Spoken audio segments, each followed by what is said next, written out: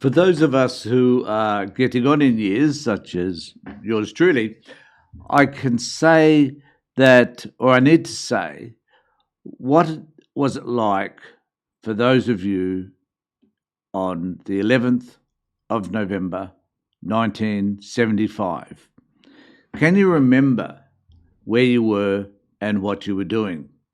I'm going to dive into a lot more about Gough Whitlam and the dismissal in just a moment, and particularly what Gough achieved. But I do want to talk a little bit about where I was at, because when I look back on this, it's rather transformative, because where I am today is in a completely different position than where I was back in 75. In fact, where I was at that particular time, I remember very well. I was on a honeymoon with my first wife. We'd been married for just over 12 months, and we decided that we had very little money, but we decided to take a trip to Cairns, from Melbourne to Cairns. We did so, and we were travelling on a ship, a boat, whatever you like to call it, a cruiser, a cruise ship from Cairns back to Melbourne. And one of the things that I can remember quite clearly is that we were on Green Island, and we were being boated back to the ship. And at that particular, as we arrived, the news had come that Gough Whitlam and his government had been dismissed. Now, there were screams of joy.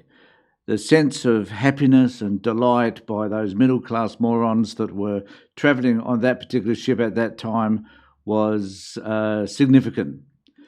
The sad thing was that I was one of them. I'd grown up in a very liberal as in Liberal Party environment, and I had very conservative views. Gough Whitlam was going to be a disaster. In fact, my father had told me, who was extremely deeply involved in politics, that the world would come to an end under a Labor government, remembering that it had been 20 years since there was anything representing the left in politics in Australia. Menzies had dominated politics for that period of time. The country was used to the conservatism, and the Whitlam government was a wee bit of a shock to those people that sat on the right. My father was one of them, and I supported his views at that time. I look back now and I feel a bit ashamed in a way that I did not support Whitlam, because as I'm about to explain to you, Whitlam had a lot to offer and changed and transformed Australia in many, many ways. And I'll go through that in a moment. But before I do that, I want to just remind us what happened on that particular day. The emissary from the Governor-General, who dissolves Parliament, usually comes up the front steps of the Parliament to do it. On this occasion, he's had to come by the back passages.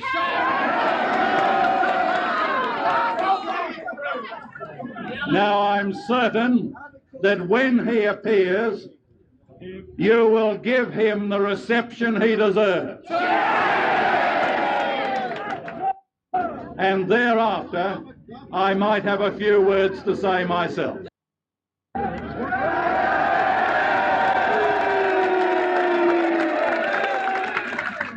Well, may we say, God save the Queen.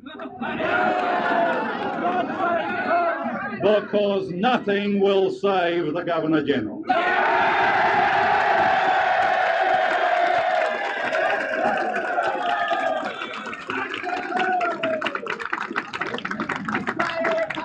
The proclamation, which you have just heard read by the Governor-General's official secretary, was countersigned Malcolm Fraser.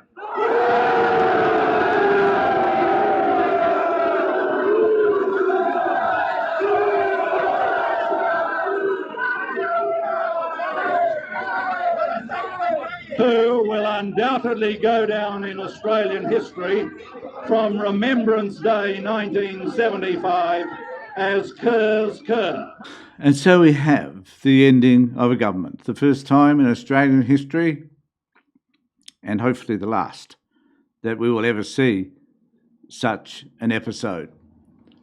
But are there lessons that can be learnt from the sacking of the Whitlam government?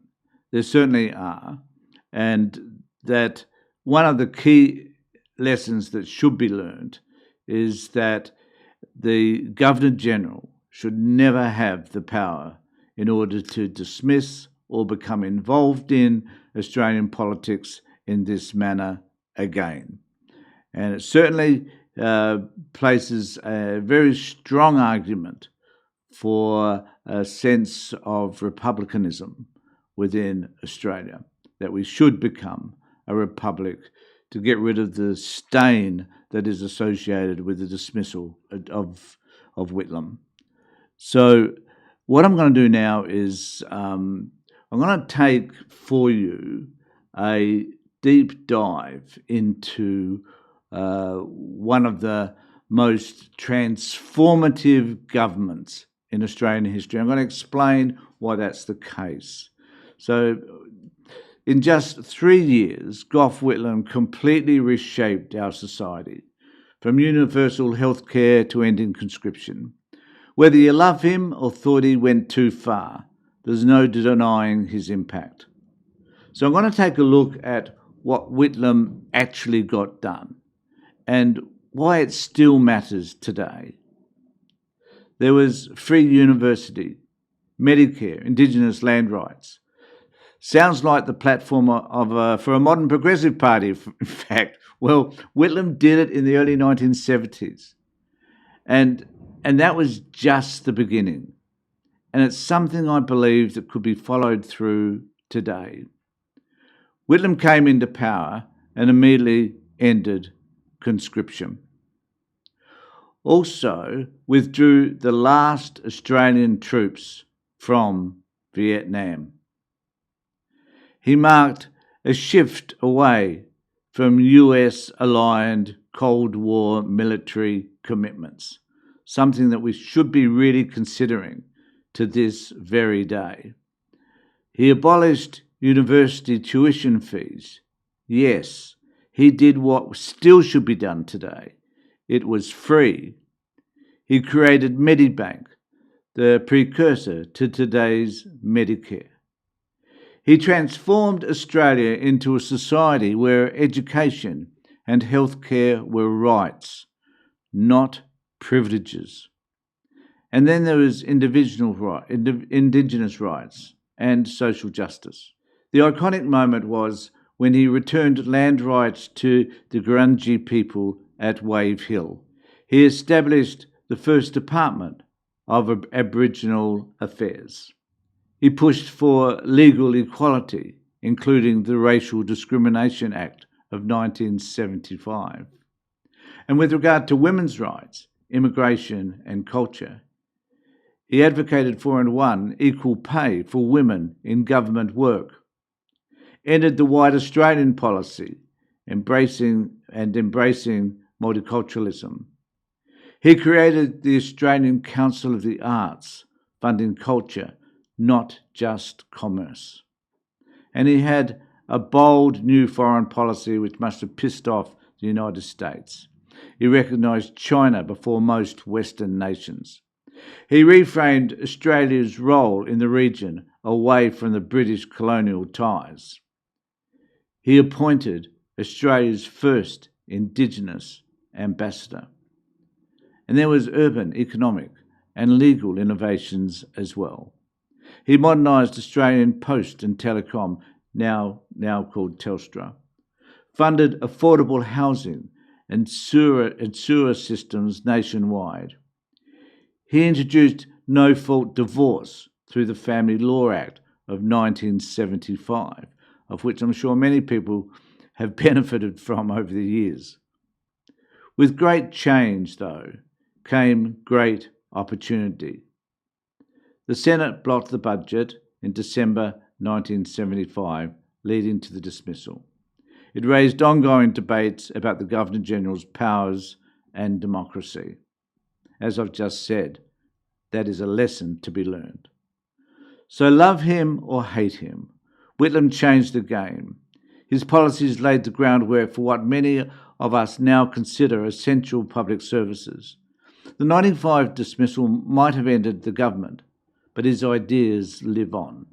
What's your take on this Whitlam legacy? Let me know in the comment section below, and don't forget to like and subscribe for more of these kinds of historical deep dives. On Tuesday this week, we celebrate or commemorate or remember the dismissal on November the 11th, 1975, as a day when change took place. But the dismissal of the man, amongst all the chaos he created, seemed to be inevitable. Yet, we still need to remember that there are important lessons to be learned from such progressive actions in such a short period of time. And I hope that the Albanese government learned those lessons, not sit back and hope that things will simply go their way. Let me know what you think in the comment section below. In the meantime, take care.